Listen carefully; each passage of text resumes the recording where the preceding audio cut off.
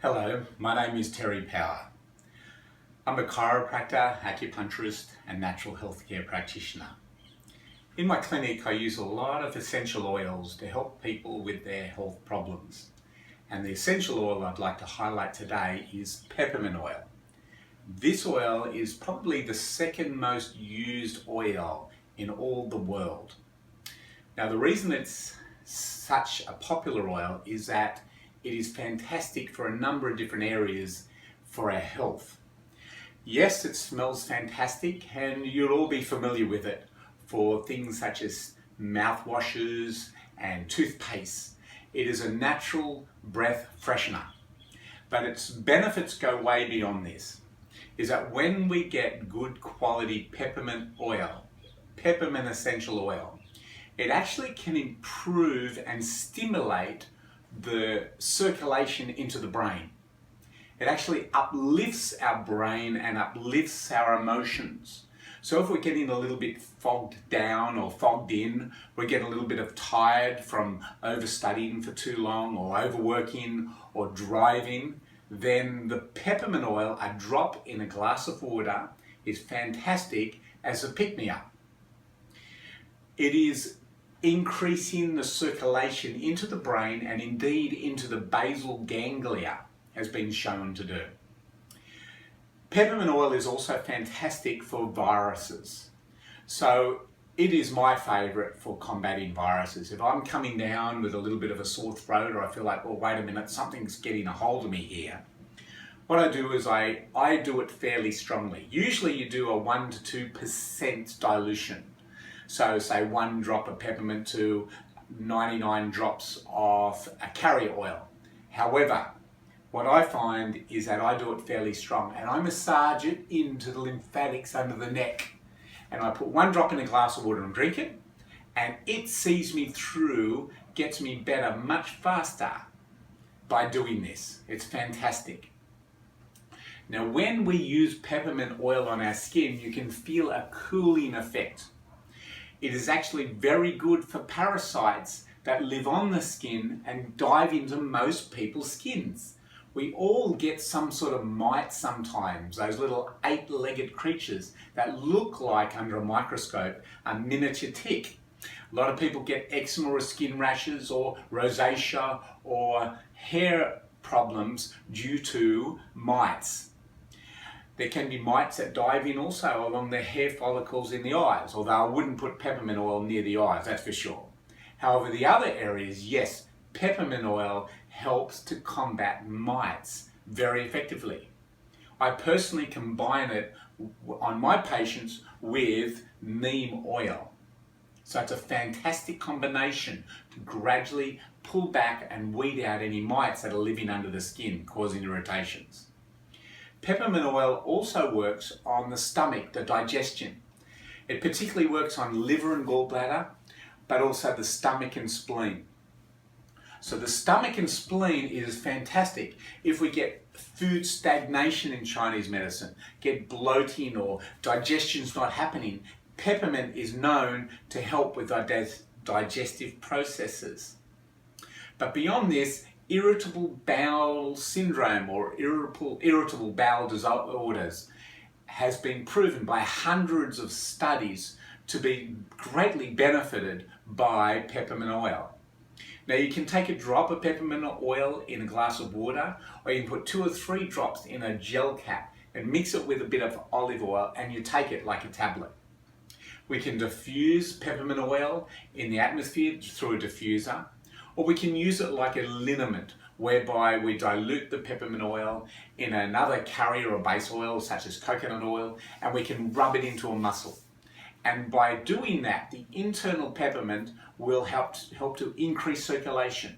It's interesting, because on the skin, peppermint is very cooling, but taken internally or pushed internally, it actually has a warming effect on our circulation, improving circulation.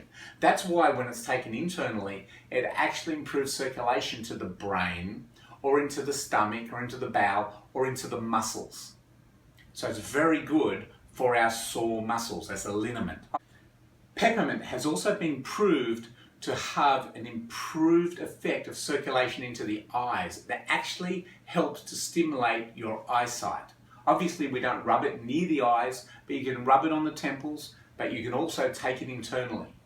Peppermint, especially combined with lavender and sometimes cedarwood, is fantastic for headaches. And you can rub it on the temples and also throw it on the back of the neck. For stomach disorders like stagnant food in the stomach where it's not digestion, we can use peppermint on its own, or we can combine it with fennel oil.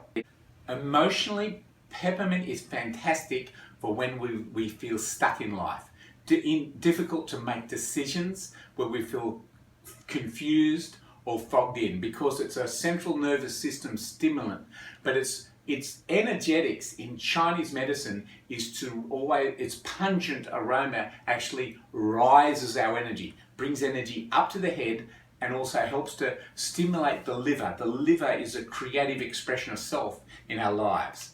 So peppermint oil is fantastic for when our self-esteem and our courage needs a lift, where we need more decisiveness and more movement, more action outwards. If we use peppermint on our muscles, often what you can do is put a warm wet rag over the top of where you've just rubbed it in, and this increases its activity greatly benefiting its effect on the muscle. It penetrates deeper, faster by doing this. Peppermint, as far as essential oils are concerned, isn't a highly expensive one because it has a greater yield.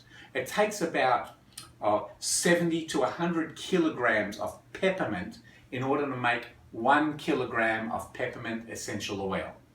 As far as essential oils are concerned, that's not too bad a yield. However, we must make sure that we're getting a very good quality peppermint oil, because the chances of peppermint oil being adulterated by other plants and weeds is very, very high. So therefore, the best companies, what they do is they use gas spectroscopy and mass spectroscopy to make sure that the oil that comes out, that is used, is actually pure, that there's no adulterations. They get a graph of the type of molecules that are in the essential oil, and they can actually graph it, and they know instantly whether or not it's adulterated or not.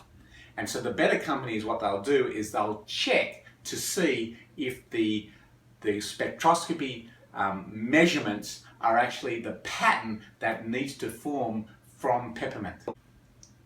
Another interesting use of peppermint is that when we're trying to slow up the production of milk from a nursing mother, that she wants to start to wean the baby, or if she's making too much milk, it's an agalactic. So what that means is that if you apply the peppermint oil, if you take it internally and also diluted, rub it around the breast, obviously nowhere near that the baby's going to rub, but that helps to stem off or take away some of the milk production. So it helps in that weaning process. As far as a central nervous system, brain stimulation, peppermint is fantastic on its own, but a good combination is peppermint with sage essential oil. For the digestive disorders, stagnant food, peppermint works fantastic with lavender. Peppermint with lemon is fantastic for decongesting the liver, and it's a liver stimulant. And peppermint with Roman chamomile helps to reduce spasming around the bile and the biliary ducts, and also helps with any painful problems around to do with the liver and gallbladder. Peppermint, when it's mixed with blue tansy, is especially great as an analgesic. So any area that we want to reduce the pain, you can use straight peppermint, but you can also combine it with blue tansy essential oil. As I've mentioned, the peppermint tends to go to certain meridians, which is the stomach, spleen, the pancreas, but also the liver and gallbladder, the lungs, and the bladder meridians. So it's particularly working on the wood and the earth elements in Chinese medicine. Peppermint, because it has such a cooling effect when sprayed on the skin in a diluted format, say with water, can be added with lavender, and that is also fantastic for the cooling effect for sunburn.